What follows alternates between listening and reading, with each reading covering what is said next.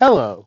In today's episode, I'm going to be going through some issues I have so far with the first two seasons of Stargate SG-1.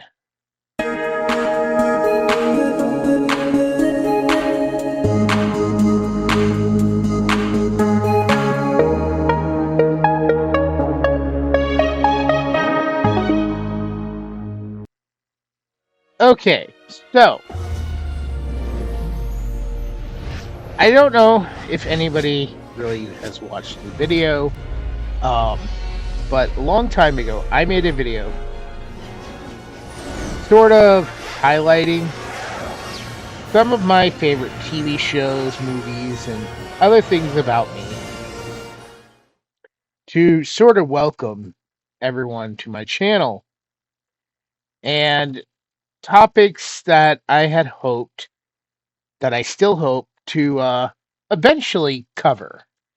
And I believe in that intro video, I had mentioned I'm a big fan of the Stargate series, the whole franchise. And so periodically, because recently I have started rewatching it again with my daughter, who has never seen it before, and we're going through and watching all the seasons together. So, when I bring up issues, I will probably not be doing little teeny tiner minor issues I have with the story, more on a grand scale type of issues that I have with the story. Um, the reason being is because, I enjoy this, but I do see upon a rewatch some things that could have been addressed. And yeah, I get why they probably didn't do it, but on some level, it also comes off as like, well, some of these things are redundant because you could have been doing this all this time and you didn't. So let's go ahead and jump into the first one. One of the big, and that's this entire video, by the way, I'm going to make 3 points, but this entire video placates to the fact that constantly through the first 5, 6 seasons or so of Stargate, there's this constant reoccurring thing that, oh, they're not bringing enough back through the gate. They're not bringing back weapons or alien technology that we can adapt here on Earth. So that is going to play into sort of all three of these issues here. And the first one, I kind of noticed it around Thor's chariot, which is in season 2.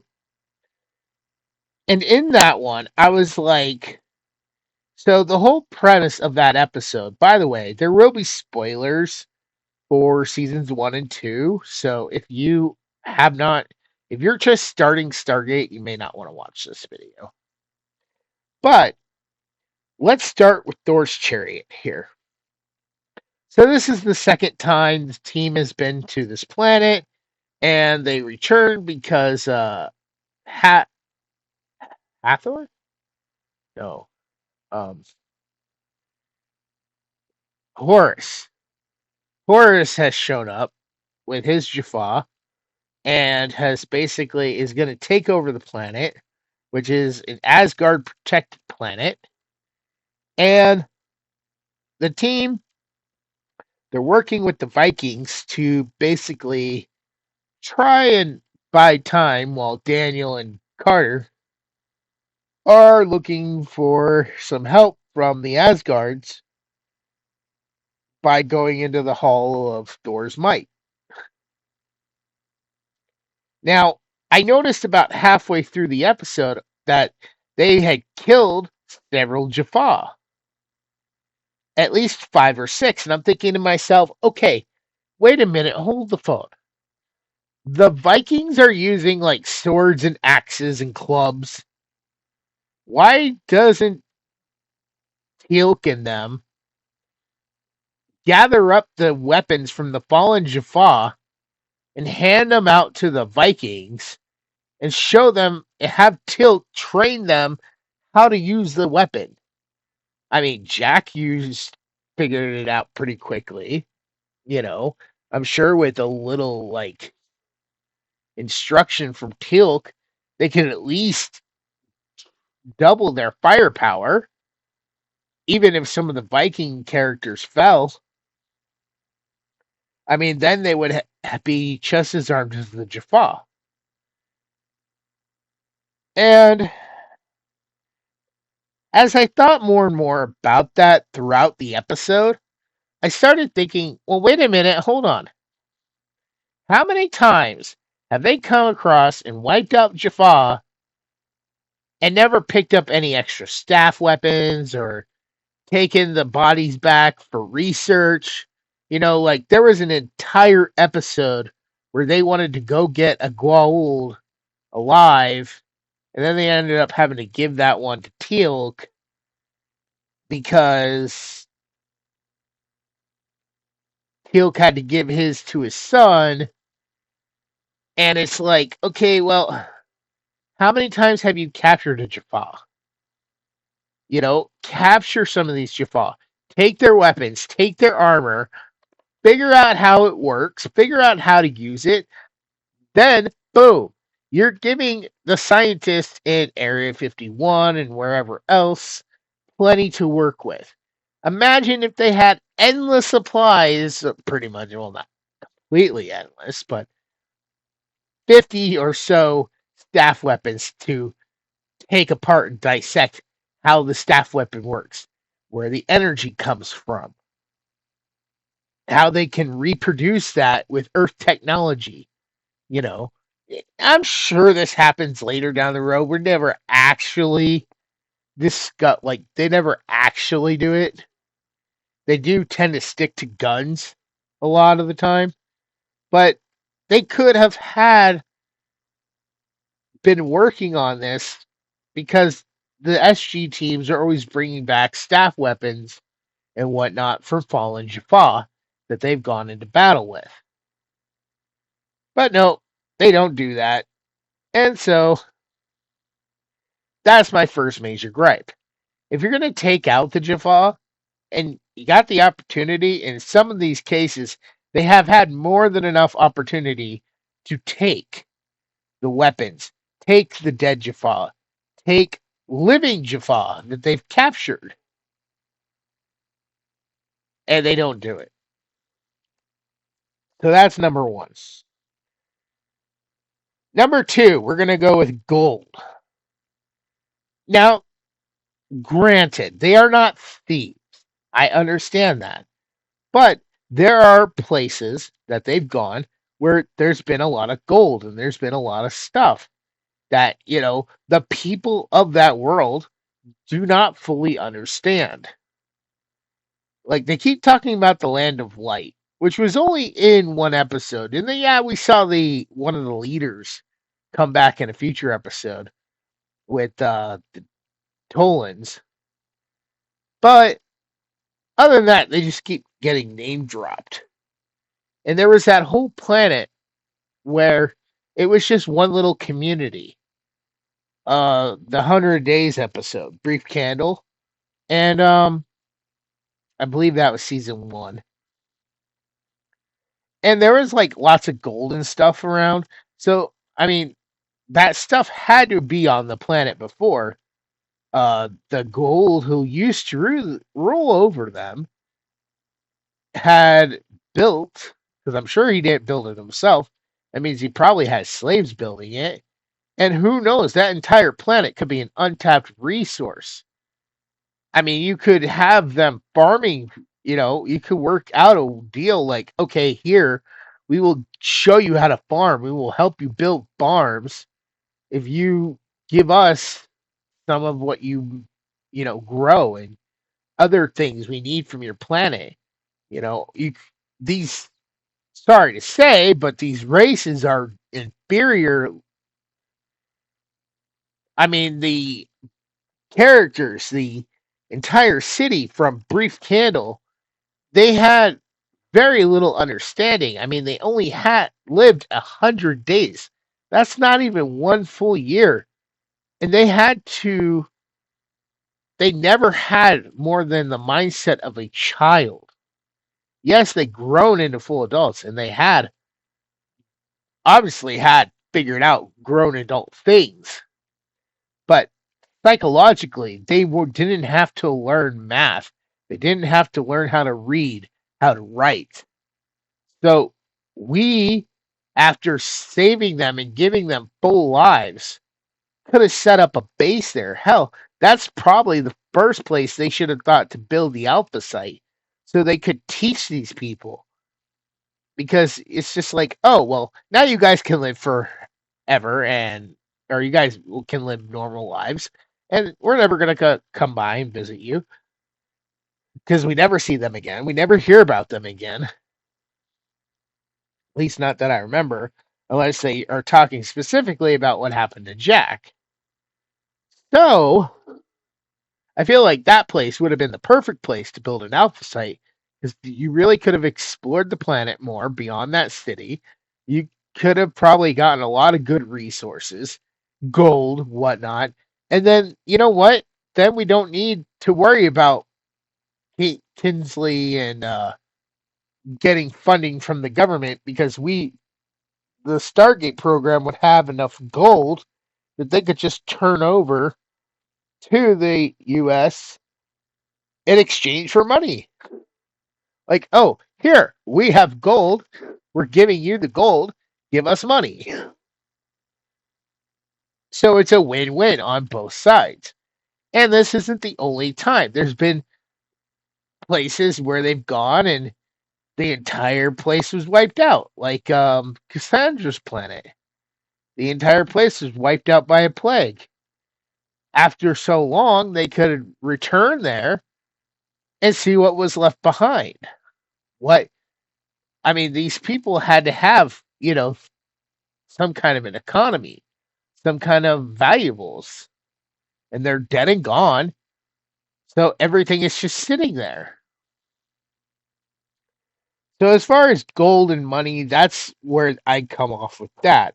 I feel like there is things they could have done where we didn't need to really focus as much on getting help from the government because they could have helped themselves.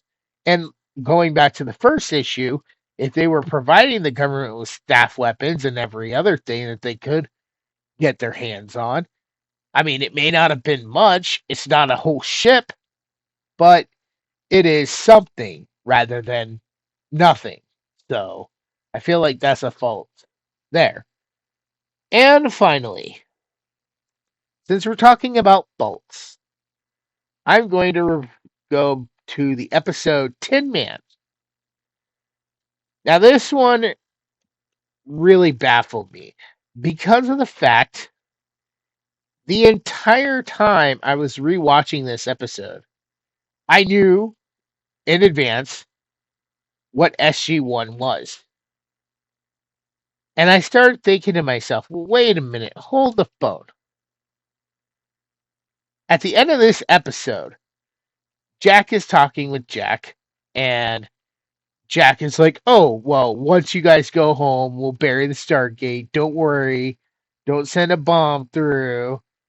And I started thinking to myself, wait, there's only going to be 5 of them. Did anybody even ask Harlan how many people he would need to help keep things running smoothly? I mean, is a skeleton crew of 5 really going to work out? Now, okay, granted, I know that this is going to come back around in the end, and this isn't the last time we see this.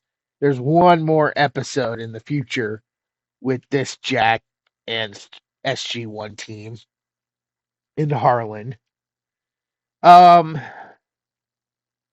but I feel like the correct thing to do here, looking at it from a military point of view, looking at it from a scientist point of view. I mean, from a scientific point of view, Harlan built freaking cyborgs or full on robot androids. And then he had a machine that was able to duplicate the human thought process, the human memories, and download that into the androids. So that the androids not only looked like SG1, but truly believed they were SG1. We have nowhere near that level of technology. Like, I mean, we have maybe some slight understanding, but to this day, we don't have androids. And I'm sure if they sent a scientific team to set up shop there, Harlan would have been happy to probably get a lot more help. And Harlan wasn't exactly shy about sharing information, so it's not like he would refuse to help, for fresh help to keep his machines running. They could have sent scientists in to study the hell out of everything that planet had to offer, which clearly has way more advanced technology than we have. And like I said, Harlan alone wasn't seeming to care about who was there. And I'm sure the android versions of Jack and Carter and Daniel really could have convinced Harlan, hey, look, this is what we do. This is what we need. We need your help to help us here. We need you to help us here. And in return, we will help you keep your machines running. Now, Carter would have loved that.